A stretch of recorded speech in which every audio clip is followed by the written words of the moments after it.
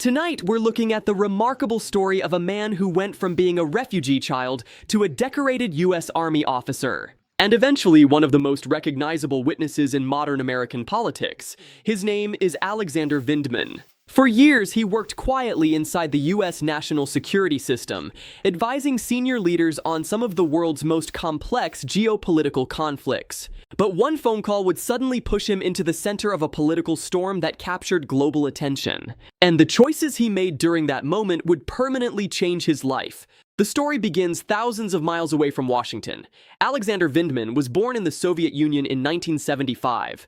His family was Jewish, and like many families living under Soviet rule at the time, opportunities were limited and uncertainty was constant. When Vindman was still a young child, his father made a life-changing decision.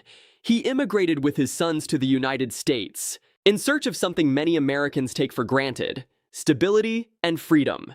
The family eventually settled in Brooklyn, New York. Life was not easy at first. They arrived with very little money, and his father worked long hours to support the family. But for Vindman, the United States represented something powerful, a country where the future could be built through service and determination. And years later, that belief in the American system would become the reason he made one of the most controversial decisions of his career.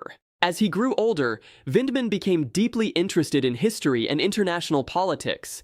He studied how nations rise, how conflicts begin, and how diplomacy can sometimes prevent war. But rather than studying those subjects only from textbooks, he decided to pursue something far more direct. He joined the United States Army. For Vindman, military service was not simply a job.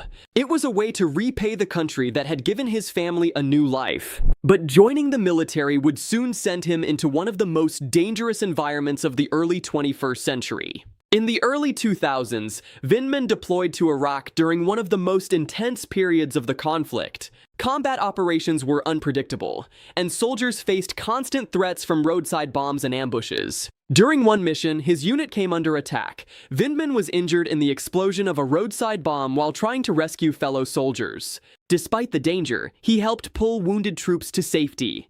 For his actions, he received a Purple Heart, one of the U.S. military's most respected honors. But after returning from Iraq, Vindman began to realize that his greatest contributions might not come from the battlefield. After recovering from his injuries, Vindman continued advancing through the military ranks, but he gradually moved away from combat roles. Instead, he focused on strategy, diplomacy, and international security. He studied Russian and Ukrainian politics, and became one of the military's specialists on Eastern Europe.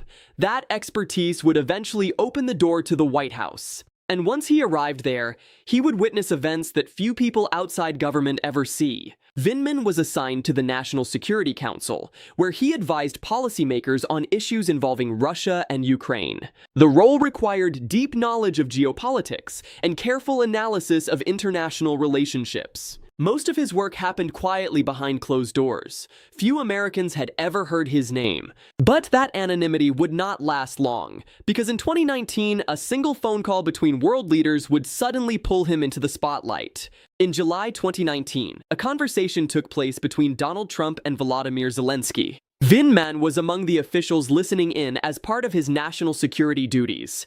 As the conversation unfolded, he became concerned. Within weeks, the call would become central to a major political investigation in Washington. And Vindman would soon face a decision that could either end his career or define it.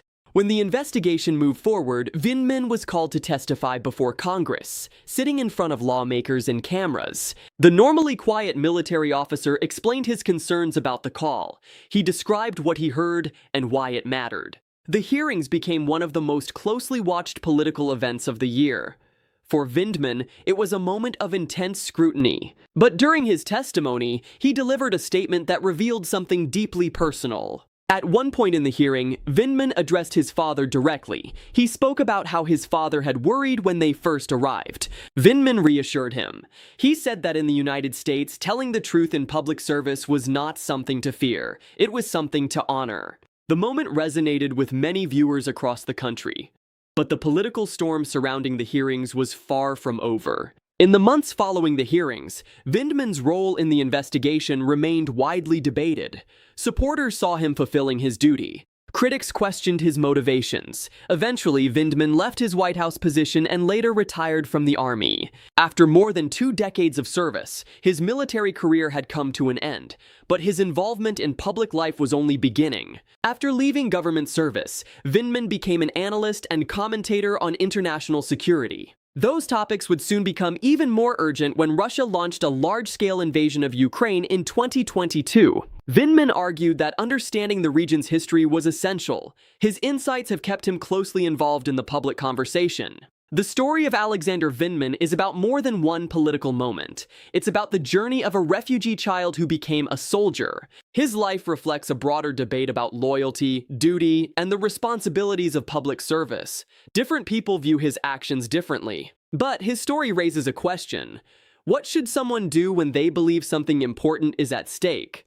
For Vindman, the answer was clear. Speak up, even if the consequences are unpredictable. And that decision is what turned a quiet officer into one of the most talked about figures in modern politics.